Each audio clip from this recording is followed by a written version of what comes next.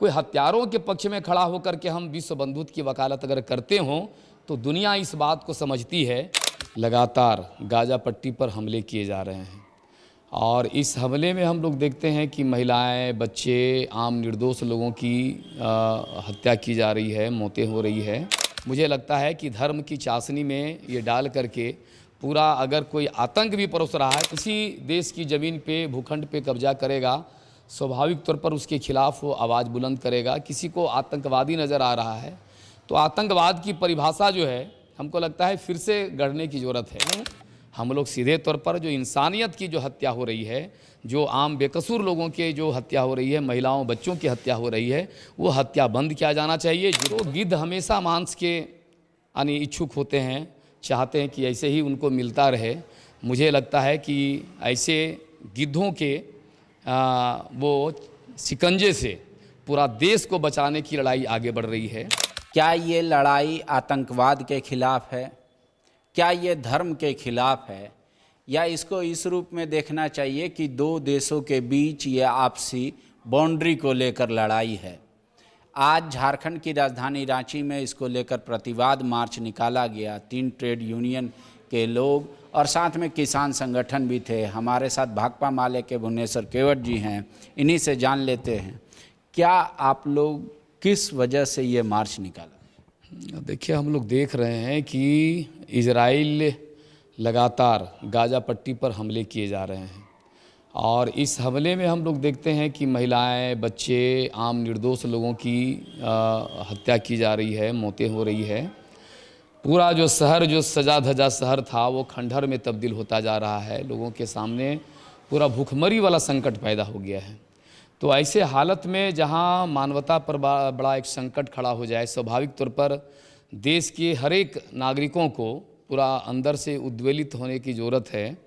और इसीलिए आज हम लोगों ने ये अल्बर्ट एक्का चौक पर प्रतिवाद कार्यक्रम किया और हम लोगों ने भारत सरकार से मांग किया है कि भारत सरकार हमेशा जो है वो गुटनिरपेक्ष नीति का समर्थक रहा है, लेकिन इस बार जो हम लोग देख रहे हैं कि पूरा भारत की सरकार हत्यारों के पक्ष में खड़ी है। बोलती तो है दोनों तरह की बात कि उनके प्रति भी सहानुभूति है और हमले की भी निंदा। हमको लगता है ये दोनों तो एक साथ नहीं चल सकता है और जिस तरह से हत्याएं हो रही है, ये पूरा तरह से एक तरह से कहा जाए तो देश के अंदर में एक तरह से फिर युद्ध थोपने की तैयारी है। और हम लोग मजदूर संगठन, किसान संगठन के लोगों ने कहा कि युद्ध नहीं, शांति चाहिए, जीने का अधिकार चाहिए। लेकिन भारत सरकार ने तो खुल के इजराइल का समर्थन कर दिया है। उसके बाद कह रहे, उनका तर्क है कि जो पहले हमला हुआ उसको क्या कहेंगे, वो क्या था? अगर मान लीजिए गाजा पट्टी को खाली कराने के चक्कर में कुछ निर्दोष मर रहे हैं तो हम तो उनके साथ हैं, उनके साथ खड़े हैं, लेकिन इजराइल का वो समर्थन कर रहे खुल के। कई राज्य ऐसे हैं जहाँ पे ये कहा गया है कि इस फैसले के खिलाफ कोई प्रदर्शन या विरोध जताता है तो उन पर सख्त कार्रवाई होगी। देखिए, अंजाम की परवाह मुझे नहीं है कि कार्रवाई होगी। देश तो ऐसे ही पूरा विद्रोहों से आगे बढ़ी है। देश की आज़ादी का जो आंदोलन है, कई देशों में, दुनिया के कई देशों में अपनी आज़ादी की लड़ाई लोगों ने लड़ा है और मुझे लगता है कि यह जो लड़ाई है वो कहीं ना कहीं वो एक तरह से फ़िलिस्तीन की वो एक तरह से आज़ादी का आंदोलन है। जिस तरह से इजराइल ने गाजा पट्टी पे उसके बड़े भूखंड पर कब्जा कर लिया है, तो स्वाभाविक तौर पर कोई भी देश अगर किसी देश की ज़मीन पे, भूखंड पे कब्जा करेगा, स्वाभाविक तौर पर उसके खिलाफ वो आवाज़ बुलंद करेगा। किसी को आतंकवादी नज़र आ रहा है तो आतंकवाद की परिभाषा जो है हमको लगता है फिर से गढ़ने की ज़रूरत है। आतंकित लोग क्यों होते हैं?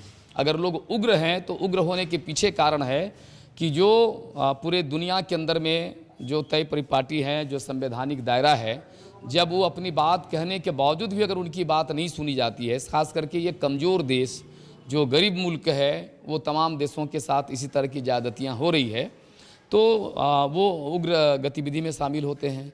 और मुझे लगता है कि ये पूरी तरह से जो है वो फ़िलिस्तीन की आज़ादी की लड़ाई है और उसके नागरिकों की जो हत्या की जा रही है, हम इस हत्या के खिलाफ़ हैं। और हम भारत सरकार को साफ साफ कहते हैं कि आप जो देते हैं नारा विश्व बंधुत्व का, तो विश्व बंधुत्व का नारा है तो दिखना चाहिए। विश्व बंधुत्व का जो प्रेम पर आधारित है, भाईचारे पर आधारित है, कोई हत्यारों के पक्ष में खड़ा होकर के हम विश्व बंधुत्व की वकालत अगर करते हों तो दुनिया इस बात को समझती है। इसीलिए भारत कम से कम वो अपना जो गुटनिरपेक्ष वाला जो समर्थन वाली जो नीति है उस अपने पंक्ति पे खड़ा हो। और दुनिया के अंदर में, यहाँ सिर्फ रांची के अल्बर्ट एक्का चौक का मामला नहीं है, दुनिया के कई देशों में ये जो हमले हो जा रहे हैं, जो बेकसूर लोगों की हत्या हो रही है, इसके खिलाफ प्रतिरोध के स्वर उठ रहे हैं। और भविष्य में भी बहुत अतीत में भी इस तरह की घटनाएं हुई हैं।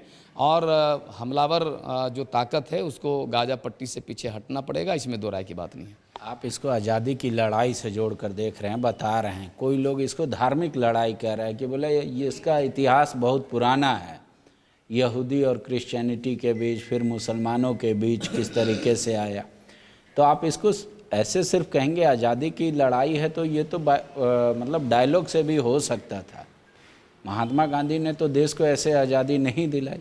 कई उदाहरण है हमारे पूरे विश्व में कि कई देशों ने बहुत शांति तरीके से आज़ादी ली है। हाँ, देखिए दुनिया के जो बड़े देश हैं जो शांति के अपने आप को पैरोकार कहते हैं, अंदर खाते से आप उसकी तहकीकात करेंगे तो वो हम देखते हैं कि वो प्रबल युद्ध के समर्थक होते हैं और हथियारों का कारोबार उनका मूल पेशा है। तो हथियारों की बिक्री तो तभी होगी जब युद्ध के अंदर में, देश के अंदर में, देशों के भीतर में लड़ाई हो, युद्ध की हालात पैदा हो। तो बाहर तो बात करेंगे वो शांति की, लेकिन अंदर खाते से वो पूरी तरह से इसी तरह की अशांति बनाए रखना चाहते हैं। और जहाँ तक वार्ता समझौता की बात है तो विश्व जो मंच हैं अपनी बात कहने के लिए, ऐसे बहुत सारे छोटे छोटे देश हैं जो अभी भी संयुक्त राष्ट्र संघ के मंच से बाहर हैं और जिनकी बातों पर अभी वो उपरोक्त जो मंच है उस मंच पे, उचित मंच पे सुनवाई नहीं की जा रही है। और अंततः आप उसको देख रहे हैं कि थोड़ा ज़्यादा आक्रामक होकर के अपनी वो आंदोलन और अपनी गतिविधियों से चीज़ों को उठाते हैं। मुझे लगता है कि बारीकी से वहाँ के जनता की जो मांग है, वहाँ की जो लोगों की जो भावना है उसको समझने की ज़रूरत है। मैं धार्मिक मसले पे मैं साफ साफ कह रहा हूँ, ये धार्मिक लड़ाई नहीं है, ये दो देशों के बीच की लड़ाई है और इसमें आम जनता पीछे जा रहे हैं। मुझे लगता है कि धर्म की चाशनी में ये डाल करके पूरा अगर कोई आतंक भी परोस रहा है तो मैं आतंकवाद का समर्थक नहीं हूँ। हम लोग सीधे तौर पर जो इंसानियत की जो हत्या हो रही है, जो आम बेकसूर लोगों के जो हत्या हो रही है, महिलाओं बच्चों की हत्या हो रही है, वो हत्या बंद किया जाना चाहिए, युद्ध बंद किया जाना चाहिए, हमले बंद हो और वहाँ शांति बहाल हो। हम इस पक्ष में। केवट जी, का आखिरी सवाल, आज भी तिब्बत गुलाम है, कभी उन्होंने हथियार उठा के इस तरीके से तो काम नहीं किया।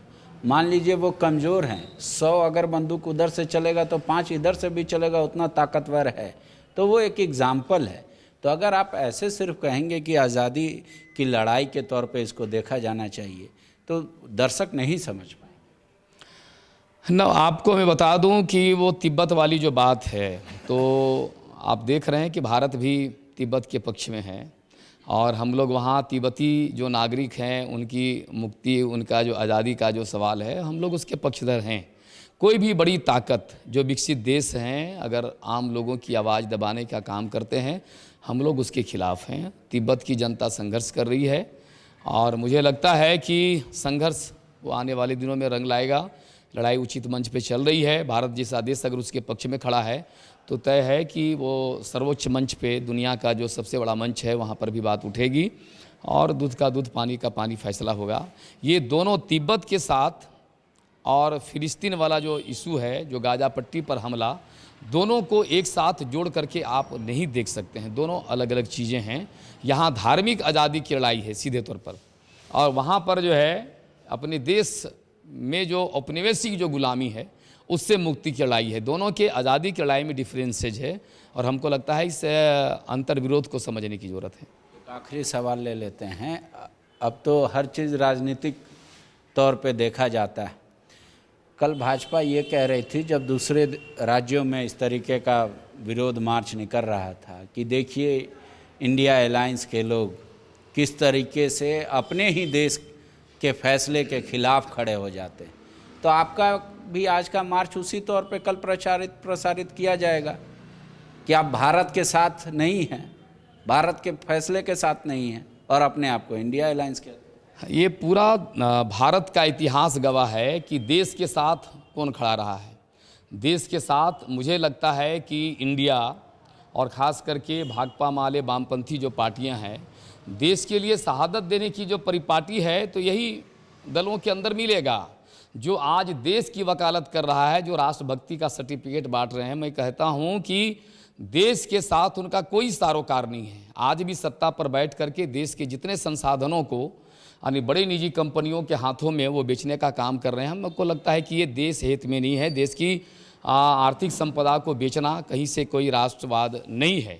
और जहाँ तक उनका सवाल है कि भाई ये इंडिया वाले जो है यानी वो देश के साथ नहीं है, मुझे लगता है कि ताबूतों पे कमीशन खाने वालों की जो जमात है हमेशा युद्ध की वकालत करेंगे। देश के अंदर में भी जब सेना मारे गए, ताबूत की कीमत उस समय बहुत कम थी और 43 से 45 हज़ार एक ताबूत खरीदे गए। तो गिद्ध हमेशा मांस के यानी इच्छुक होते हैं, चाहते हैं कि ऐसे ही उनको मिलता रहे। मुझे लगता है कि ऐसे गिद्धों के वो शिकंजे से पूरा देश को बचाने की लड़ाई आगे बढ़ रही है और मुझे लगता है कि देश आगे बढ़ेगा।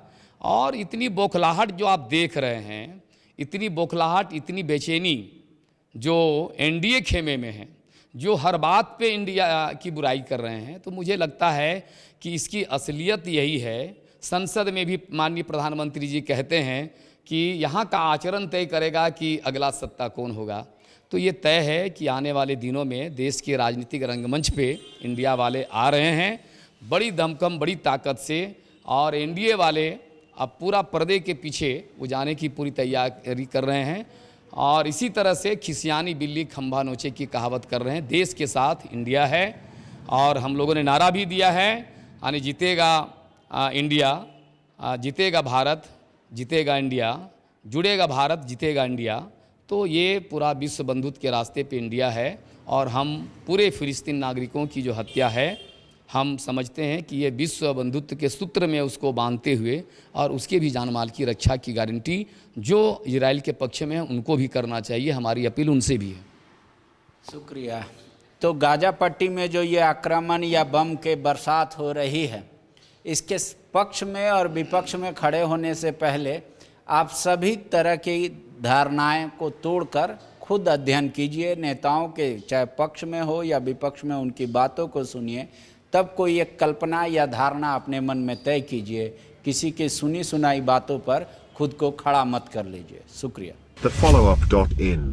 Like, share, and subscribe.